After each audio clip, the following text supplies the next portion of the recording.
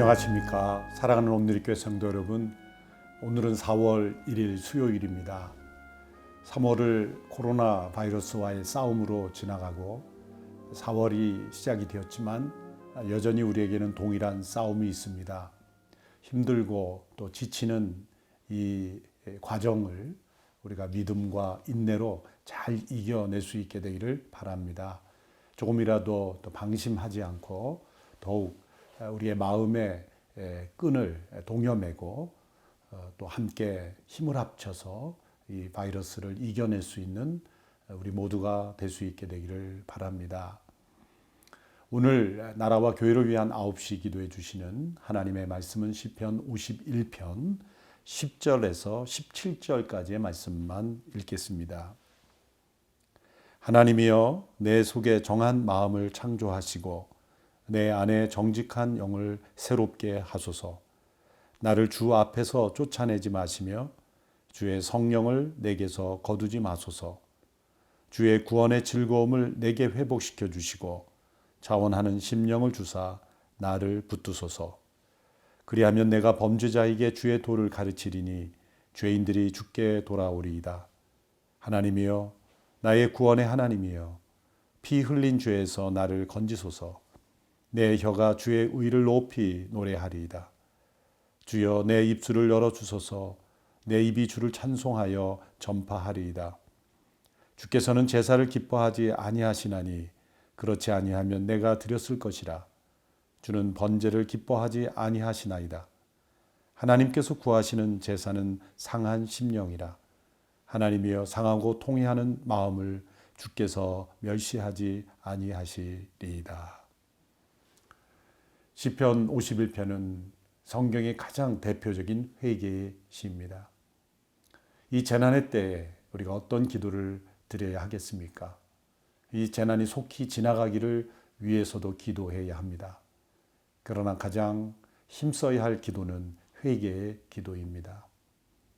내 의식 속에 내가 무엇인가 잘못한 것이 있어서의 회개가 아니라 우리가 이 시대를 바라보며 우리 인간의 존재 자체로부터 나오는 이 죄악, 우리 무의식 속에 스며 있는 죄악의 본성들, 우리의 옛 성품에서 흘러나오는 죄악의 이 열매들, 인류가 가진 이 죄악의 관성들, 이 모든 것들을 우리가 회개하는 기간으로 삼아야 하는 것입니다. 물론 이 시편 51편은 다윗이 우리아의 아내 밧세바를 범하고 간음을 범하고 또 거짓을 행하고 또한 이를 덮기 위한 살인을 범하고 또 이러한 죄들을 덮기 위한 많은 거짓된 기간을 보냈던 자신의 죄를 회개하는 시입니다.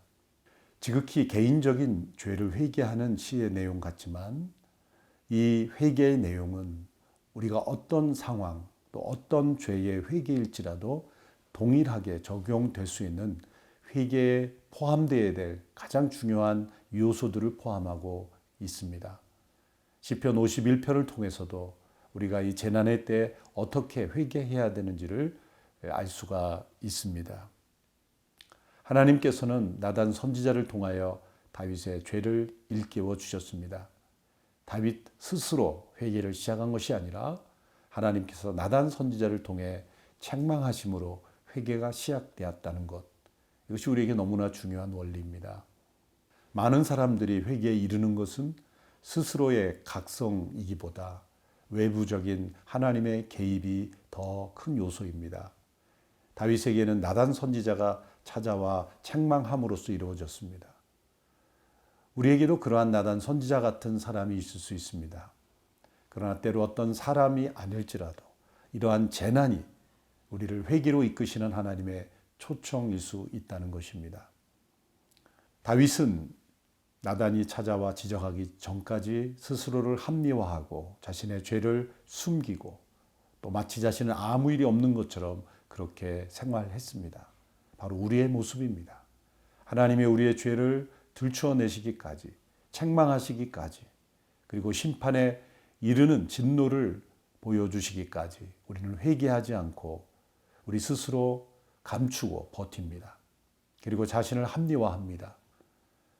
이 재난의 때에 하나님께서 우리를 벌거벗기시며 이 재난 앞에 우리의 교만을 드러내고 무지를 드러내고 또 우리의 아집을 드러내고 우리의 잘못된 삶의 습관을 드러내시는 겁니다. 그래서 우리는 이 재난의 때에 다윗과 같이 회개해야 합니다. 이 재난은 하나님의 초청이요, 회개로 우리를 부르시는 하나님의 손짓이기 때문입니다. 다윗이 양심의 거울이 어두웠던 기간이 있었습니다. 이 양심의 거울은 우리 스스로 씻을 수가 없습니다. 재난과 같은 극한 위기 속에서 우리의 양심은 깨어납니다. 하나님께서 다윗의 양심은 나단 선지자를 통해 깨우셨습니다. 오늘 이 시대의 이 코로나 재난을 통해 하나님께서 우리의 양심을 일깨우시고 진정한 회개에 이르게 하실 줄로 믿습니다. 제가 제일 좋아하는 회개의 정의는 영혼의 구토라는 정의입니다. 우리 몸 안에는 더러운 불순물이 들어오면 절대로 우리 몸은 용납하지 않습니다. 우리 몸에서 존재해야만 하는 원래 하나님께서 의도하신 창조 질서의 몸으로서의 질서에 합당하지 않은 불순물이 들어오면 작은 먼지도 우리는 감지하는 것이죠. 그래서 알러지가 생깁니다. 또 바이러스가 들어오면 우리 몸에 열이 납니다. 그 바이러스와 싸우는 것이죠. 우리 몸에서 일어나는 모든 반응은 외부에서 침입한 불순물에 대한 반응입니다. 몇 년 전 저는 상한 음식을 여름에 먹고 3시간 동안 바닥을 구르며 고통스러워했던 경험이 있습니다. 꼭 죽을 것 같은 그런 위기였습니다. 저의 몸 안에 있던 더러운 부패한 그 음식물들이 다 토해내기까지 그 고통은 끊이지 않았습니다. 우리 영적으로 우리 영혼 안에 들어오지 말아야 될 죄악의 요소가 있는 것을 다 끄집어낼 수 있는 것, 이것이 회개입니다. 문제는 그 기능이 파괴되었을 때 무엇을 회개해야 될지조차 모르는 그런 양심의 더러워진 상태가 있을 수 있다는 거죠. 그래서 이 상태를 하나님께서 깨우치기 위하여 재난을 사용하십니다. 재난의 때에 우리가 무감각했던 우리의 죄악을 바로 보게 되고 우리의 양심의 거울이 다 깨어지게 되며 또 하나님 앞에 우리의 죄가 얼마나 무섭고 끔찍한 것인가를 회개하게 되는 것입니다. 성 아우구스티누스의 참회록을 보면 그가 얼마나 철저하게 회개했는지를 우리에게 보여줍니다.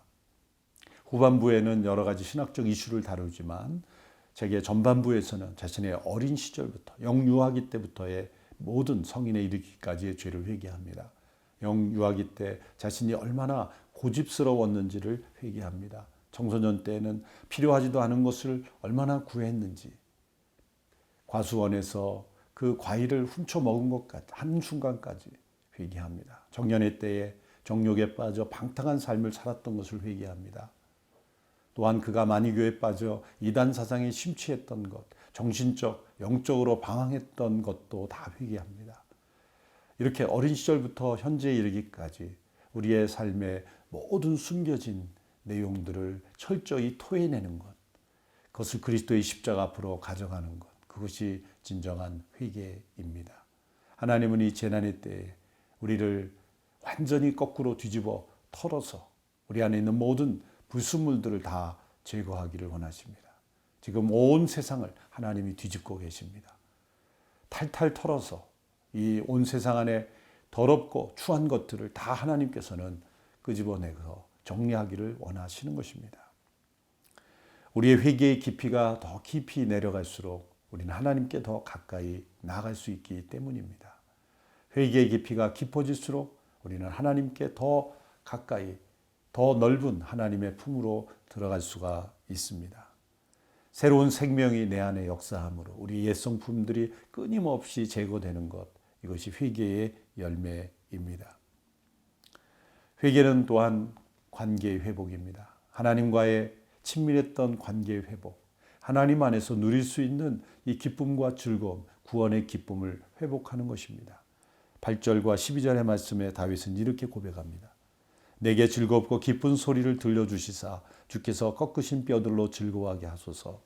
12절 주의 구원의 즐거움을 내게 회복시켜 주시고 자원하는 심령을 주사 나를 붙드소서. 구원의 기쁨과 즐거움을 회복시켜 달라고 기도하는 것이 좀 뻔뻔스러운 기도의 제목이 아닌가라고 느껴지지 않습니까? 철저하게 회개하는 이가 갑자기 기쁨과 즐거움을 회복하게 해달라고 기도하는 것은 마땅하지 않은 것처럼 보입니다. 그러나 하나님의 뜻은 이 회개를 통하여 우리가 회복에 이르는 것이지 회개 자체에 머무르는 것이 아니기 때문입니다. 하나님은 우리가 기쁨과 즐거움을 회복하기를 원하시는 하나님이십니다. 자기 자신을 비판하고 정죄하고 또 자기 자신을 스스로 판단자가 되어 자신을 파멸로 몰아가는 것이 하나님의 뜻이 아닙니다. 모든 것을 토해냈다면, 예수 그리스도의 십자가 앞에 나아갔다면 우리를 값없이 의롭다 하시고 우리를 구원하시고 우리에게 영원한 생명을 주시는 그 하나님 안에서 이 기쁨과 즐거움을 회복하기를 간구해야 할 것입니다. 이 모든 일은 하나님께서 우리 안에 정한 영혼, 정결한 생명의 능력을 우리에게 불어넣어 주심으로 가능합니다. 우리의 힘으로 이루어질 수 없는 것입니다. 우리 안에 정결한 마음을 창조하시고 이 새 마음, 새 영을 창조해 주신 성령님을 의지하여 이 재난의 때 우리가 진정한 회개로 인하여 회복의 축복을 누리는 우리 모든 성도들이 될 수 있게 되기를 바랍니다. 오늘 같이 합심하여 기도할 기도의 제목입니다. 첫째로 코로나19 바이러스로 인한 재난의 기간에 깊은 회개의 기도를 경험하며 민족과 교회의 죄악을 회개하는 영적 중보자들이 많이 나오게 하소서. 두 번째 기도의 제목입니다. 북한에도 1907년에 임하였던 회개의 영이 임하사 거짓으로 사람을 우상화하였던 모든 헛된 모략들을 파하시고 자유의 나라가 되게 하소서. 세 번째 기도 제목은 코로나19 바이러스가 더 이상 확산이 멈추게 하셔서 일상이 회복될 수 있게 역사해 주시고 최선을 다하여 수고하는 모든 의료진들, 방역 직원들에게 강건함을 주소서. 1분 동안 합심하여 함께 기도하겠습니다.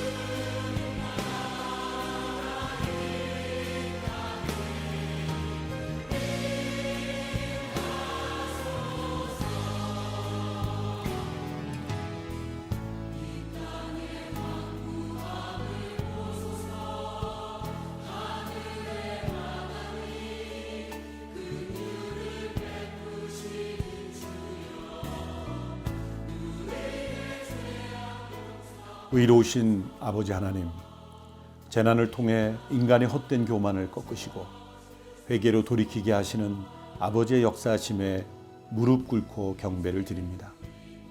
양심의 소리조차 듣지 못하는 저희를 버리지 아니하시고 돌이킬 때까지 기다리시는 아버지의 사랑 앞에 엎드려 경배를 드립니다. 어찌할 수 없는 난관 앞에서야 아버지의 이름을 부르며 도움을 구하는 인간들의 간구에 귀 기울여 주시는 아버지의 긍휼 앞에 두 손 들어 경배를 드립니다. 거룩하신 아버지 하나님, 우리의 불의함을 토해내고 정결함을 덧입기 원합니다. 상한 심령으로 나아오기를 기다리시는 아버지 앞에 있는 모습 그대로 나아갑니다. 정한 마음을 창조해 주소서. 입술을 열어 찬송하게 하소서. 참된 구원의 즐거움만을 사모하게 하소서. 대한민국을 온 세상을 위한 제사장 나라로 세워주심에 감사드립니다. 많은 선교사를 파송할 수 있는 교회들이 되게 하심에 감사합니다. 이 재난을 통하여 우리를 더욱 정결한 그리스도의 신부 되게 하사 더욱 귀하게 사용하실 줄 믿고 감사드립니다.